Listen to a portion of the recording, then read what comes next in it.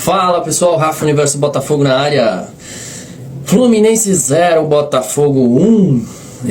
Pessoal, a freguesia continua. 6 vitórias seguidas contra o tricolor da Série C, das Laranjeiras. O freguesinho continua ativo, né? Com requintes de crueldade entregada no final do Felipe Melo, para ser mais legal ainda pra gente, né? É um roteiro que eu acho que foi satisfatório para todo mundo. Vitória importantíssima, mas vamos falar do jogo, pessoal. Acho que o Botafogo nos primeiros 20 minutos, 15 a 20 minutos, começou com uma intensidade boa, dominou o jogo, dominou as ações, né? Teve chances ali com o Matheus Martins, que inclusive, se levantasse um pouquinho a cabeça, poderia ter tocado para trás e a gente já teria aberto o placar ali. Mas teve aquele individualismo de atacante, que é normal às vezes também. Até tinha certo ângulo para chutar, mas foi meio que bloqueado pelo zagueiro junto ali e tal. Acho que esses 20 primeiros minutos até foram satisfatórios, levando em conta todas as mudanças, né? Não vamos deixar de lembrar, o Arthur Jorge poupou 6 jogadores, né? A gente entrou com um time bem alternativo, mesmo assim um time forte. O Fluminense também entrou com jogadores alternativos, né? Entrou com um time misto, que a gente chama. E foi um jogo até os 20 minutos bom do Botafogo, depois caiu. O Fluminense começou a dominar melhor as ações, começou a encaixar melhor um pouquinho ali a marcação. E o Botafogo, não vou dizer que sofreu no fim, nessa parte final do primeiro tempo, mas teve mais dificuldades. O Fluminense teve as melhores ações nesse período, né? Aí vem o segundo tempo. Fazer um adendo aqui no primeiro tempo do quão irritante foi o Luiz Henrique. O Luiz Henrique estava de sacanagem, nitidamente. Estava de corpinho mole, sim, nitidamente.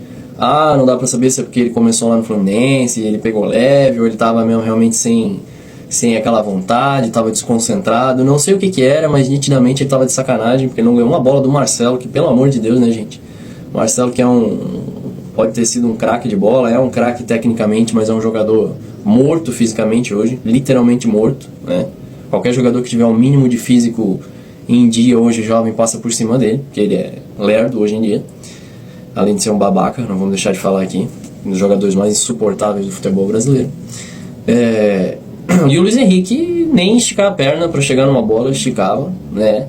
Fato esse que foi exposto depois no final da coletiva do Arthur Jorge, que falou que ele teve sorte, que ele não saiu já no primeiro tempo, e que teve uma conversa pessoal com ele no intervalo. A gente já imagina o teor dessa conversa e o tom dela, né? Porque o Arthur Jorge deve ter realmente chegado junto nele.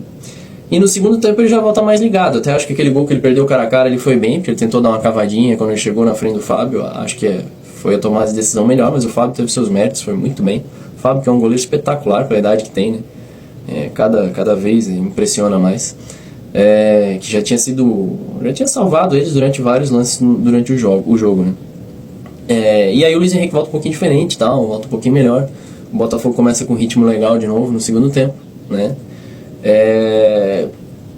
O Tiquinho Soares, eu que sempre fui um dos maiores defensores do Tiquinho, quem me acompanha já há algum tempo, se torna indefensável, tá jogando muito mal. Não é que ele tá jogando muito mal, a gente sabe que ele tem qualidade técnica. Outro dia lá ele deu um passe bonito de calcanhar, ele é um cara que eu sou a favor dele continuar no elenco. Mas a gente tem que ser sincero de que o jogador que foi o Tiquinho Soares até aquela lesão em 2023 e o jogador que é hoje não são o mesmo jogador. Tiquinho se tornou um jogador pesado, se tornou um jogador acomodado, né? É um cara que não fez nem cócegas na zaga do Fluminense durante toda a sua participação nesse jogo. E o Igor Jesus, em pouco tempo que entrou, já começou a bagunçar a zaga, já começou a ganhar bolas, a brigar, muito mais mobilidade, muito mais intensidade, né? Tiquinho se tornou um cara sem intensidade, né? E eu acho que também o fato do Botafogo ter mudado seu estilo de jogo, ter muito mais variação de jogo hoje em dia, também acabou que prejudicou ele, vamos dizer assim. Porque hoje o Botafogo não joga mais só com aquela bola longa, que o Tiquinho faz um ótimo pivô, conseguir escorar a bola, abrir para os pontas. Aquela, digamos, que era a única forma do Botafogo jogar em 2023. Hoje o Botafogo é muito diferente. Hoje o Botafogo tem 2 meias criativos, tem Savarino e Almada, que são caras que giram o jogo por dentro, que trocam passes, que acham passes de infiltração. Quando o Marlon Freitas está jogando também tem esse passe. Hoje o Botafogo varia muito seu jogo, né? Tem ainda a bola de contra-ataque, tem um lançamento ainda. O Barbosa, que está jogando muita bola, inclusive, diga-se de passagem, né? O Barbosa está jogando muita bola mérito total do Arthur Jorge, que transformou o jogador. Hoje ele é muito mais consciente, muito mais comedido, ainda tem suas doses de loucura, mas é um cara que se tornou muito mais tranquilo hoje. E faz ótimos lançamentos, né? Então a gente ainda tem esse tipo de jogo também. Mas hoje nosso repertório é muito mais vasto, né?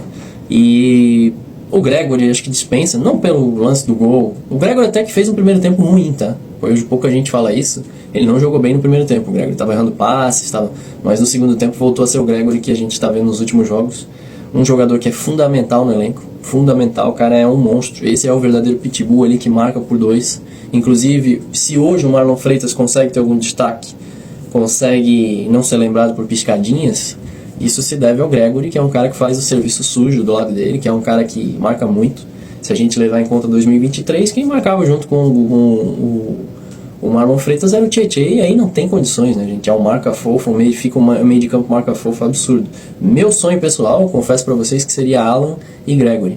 Eu já dei minhas demonstrações de amor aqui pelo Marlon Freitas, é um jogador que vai ter que fazer muita coisa ainda pra eu começar a ter empatia por ele, mas vem jogando bem, é importante pro sistema, não nego. Agora, o meu sonho de volância mesmo, que eu gostaria de ver, era Alan e Gregory. Acho que dois caras assim que se completariam. O Alan tem uma saída de bola boa também, marca muito. Enfim, mas o Alan a gente nitidamente vê que ele está apanhando fisicamente ainda em comparação ao ritmo do time, né? Até acho que também tem uma certa dose de má vontade do Arthur Jorge com ele, digamos assim. Tietê fez um bom jogo, admito, fez um bom jogo, deu passes importantes e bonitos, inclusive aquele pro Matheus Martins e tal. Acho que o melhor cenário pro Tietê sempre é na lateral. Acho que é onde ele consegue colaborar mais pro time, onde ele consegue desenvolver um pouco melhor o futebol que ele pode entregar, né? Acho que na lateral ele consegue quebrar um galho bem bom. Acho que até jogou menos do que deveria na lateral, nessa passagem dele pelo Botafogo, quando a gente sofria com a lateral. E, enfim, meu destaque aqui é o Arthur Jorge. A gente ganhou um jogo que, digamos, que a gente não esperava que fosse ganhar, né? Foi no finalzinho, tal, com uma entregada, mas eu acho que a vitória foi merecida. Acho que o Botafogo foi o time que mais buscou o gol, que mais teve chances perigosas durante o jogo, então acho que foi uma vitória merecida.